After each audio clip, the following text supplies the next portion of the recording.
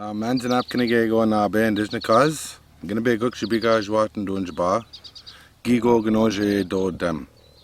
My name is Isaac Murdoch, and I'm going to be speaking about Inaaknigewin. And Inaaknigewin is a form of governance on how we live on the land. It's a set of principles and guidelines that we follow to ensure that we live with nature. And it's very important that we try to understand this in today's world, because today we seem to go against nature. And so for the Ojibwe peoples, we believe in the thunderbirds and the serpents, and we believe in the spirit of the animals and the water and such. And I think the world is screaming for that right now. Inaaknigewin, it means like it's everything gives everything to everything all the time. So for example, birds and plants rely on certain birds and plants to survive. And so when you look at a river, forever all it does is just give everything to everything all the time. And so we recognize that. And so with Inaaknigewin, the main principle is always being able to give. Well, I think with Inaaknigewin, I think it's principles of the heart, it's principles of how you conduct yourself. So today you always hear people talk about rights-based agendas, but with Inaaknigewin, it's more of a responsibility-based agenda.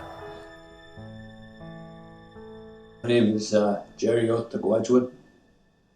I'm from Wikwemicong, Manitoulin Island, and I'm of Medewin, 4th degree Medewin. The life, good life is how we understand that when the Creator lowered that first original man on the earth, and how to take care of Mother Earth. You know, the way they were instructed to do it, to live life its fullest. That's the way our heart is being used instead of our mind. So we have kindness and loving and gentleness in our hearts. And when we greet people and how we take care of our elderly people in a good way. And someday we're going to get old ourselves, so we're going to need somebody that's going to take care of us in the same manner. Inaaknigewin,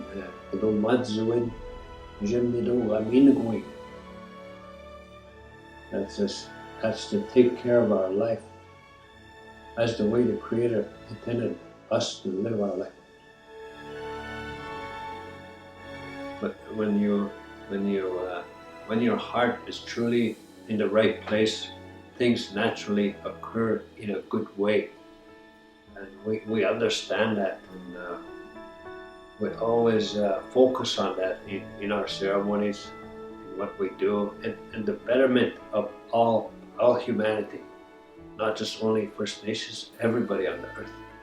We try and connect them all together, become unified, become strong, believe in the same thing. And when we do that, the Creator maybe will do something for us to enhance our lives in a good way. The word Inaaknigewin and how the Anishinaabe look at Inaaknigewin, I think that it's blueprinted all over the world in all different types of cultures, you know. And so I don't think that it's only just a native thing. I think that Inaaknigewin is a human thing. It's how we interact with nature. That's what Inaaknigewin is. And that's something that everybody can do. And I think today, that's something that everybody's obligated to do. That's our responsibility.